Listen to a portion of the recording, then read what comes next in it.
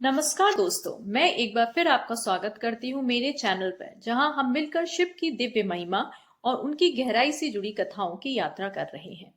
अगर आपने शिव ज्योतिर्लिंग पार्ट 1 नहीं देखा है तो मैं आपको सुझाव दूंगी कि आप हमारे चैनल पे जाके उसे जरूर देखें। उसमें हमने पहले ज्योतिर्लिंग सोमनाथ की अद्भुत कथाएं सुनाई हैं। अब हम इस यात्रा के अगले पड़ाव की ओर बढ़ते हैं, यानी पार्ट 2 में, जिसपे मैंने आपको दो अन्य शक्तिशाली ज्योतिर्लिंगों की कथा सुनाने वाली हूँ। पहला है मल्लिकार्जुन ज्योतिर्लिंग, जो आंध्र प्रदेश के श्रीशैल पर्वत पर स्थित है, और दूसरा है महाकालेश्वर ज्योतिर्लिंग, जो मध्य प्रदेश के उज्जैन में स्थित है। तो अगर आप तैयार हैं एक नई आध्यात्मिक यात्रा के लिए जो भक्ति और रहस्य से भरपूर है, तो आइए मेरे साथ इस पार्ट 2 में डूब जाइए। भारत के 12 ज्योतिर्लिंगों में से दूसरा ज्योतिर्लिंग मल्लिकार्जुन है। यह स्थान बेहद खास है क्योंकि यहाँ भगवान शिव और माता पार्वती दोनों की उपस्थिति है। एक ही मंदिर में ज्योतिर्लिंग और शक्तिपीठ का संगम। यह कथा शिव पार्वती के पुत्रों के बीच हुए एक भावनात्मक प्रसंग से जुड़ी है, जिसमें बुद्धि, प्रेम और त्याग की गहराई है। एक दिन भगवान शिव और माता पार्वती ने अपने पुत्रों गणेश और कार्तिकेय के विवाह के लिए एक प्रतियोगिता रखी। शर्त थी, जो पहले पृथ्वी की परिक्रमा करके लौटेगा, उसका विवाह पहले होगा। कार्तिकेय अपने तेज और साहस पर गर्व करते हुए तुरंत अपने वाहन मोर पर सवार होकर पृथ्वी की परिक्रमा के लिए निकल पड़े। अब थी भगवान गणेश जी की बारी। गणेश जी, जो मूषक पर सवार थे, जानते थे कि वे गति में पीछे रहेंगे, लेकिन उन्होंने अपनी बुद्धि का प्रयोग किया। गणेश जी ने अपने माता पिता को ही अपना संसार मानते हुए उनकी 60 बार परिक्रमा की और शर्त जीत ली।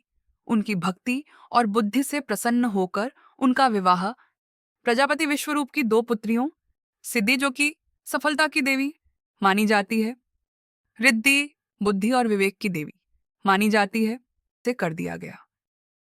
इनसे गणेश जी को दो पुत्र हुए, शुभ और लाभ। जब कार्तिकेय लौटे और देखा कि गणेश जी का विवाह हो चुका है, तो वे अत्यंत दुखी हुए और क्रौंच पर्वत की ओर चले गए, एकांतवास में। जब भगवान शिव और माता पार्वती को पता चला कि कार्तिकेय दुखी होकर चले गए हैं, तो उन्होंने नारद जी को मनाने भेजा, लेकिन कार्तिकेय नहीं माने। तब शिव जी और पार्वती जी स्वयं क्रौंच पर्वत पर पहुंचे। माता पिता के आने की सूचना पाकर कार्तिकेय 12 कोस दूर चले गए। पुत्र के वियोग में शिवजी ने ज्योति रूप धारण किया, एक दिव्य प्रकाश स्वरूप। इस रूप में वे वहां अर्जुन नाम से प्रतिष्ठित हुए। अर्जुन यहाँ शिव का एक विशेष नाम है, जो उनके तेजस्वी और तपस्वी स्वरूप को दर्शाता है। माता पार्वती ने भी पुत्र वियोग में मल्लिका रूप धारण किया। मल्लिका का अर्थ है जैस्मिन फूल, जो कोमलता, प्रेम और मातृत्व का प्रतीक है। भगवान शिव और माता पार्वती दोनों ने वहां स्थायी रूप से विराजमान होकर मल्लिकार्जुन ज्योतिर्लिंग की स्थापना की। यह एकमात्र ज्योतिर्लिंग है जहां भगवान शिव और माता पार्वती दोनों एक साथ विराजमान हैं।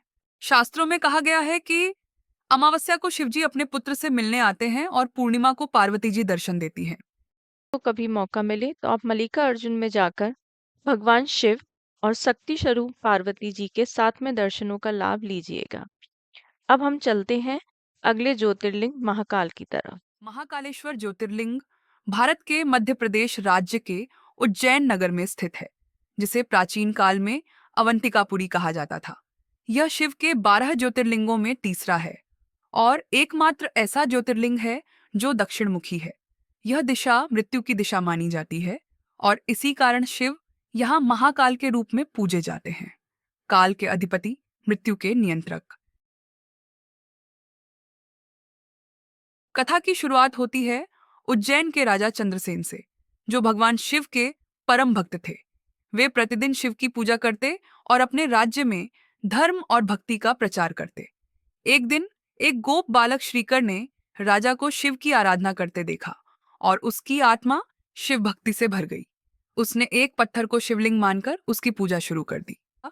श्रीकर की भक्ति इतनी गहन थी कि वह समाज के तिरस्कार के बावजूद पूजा करता रहा।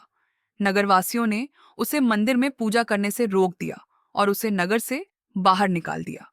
लेकिन श्रीकर ने हार नहीं मानी और नदी किनारे बैठकर शिव का ध्यान करता रहा। उसी समय दो पड़ोसी राजा रिपुदमन और सिंहादित्य ने उज्जैन पर आक्रमण करने की योजना बनाई।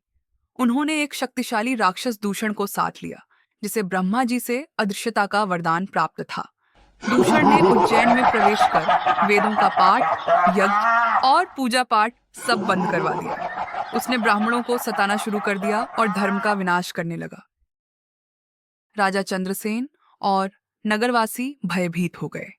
श्रीकर और एक वृद्ध ब्राह्मण वृद्धि ने मिलकर शिव की आराधना शुरू की।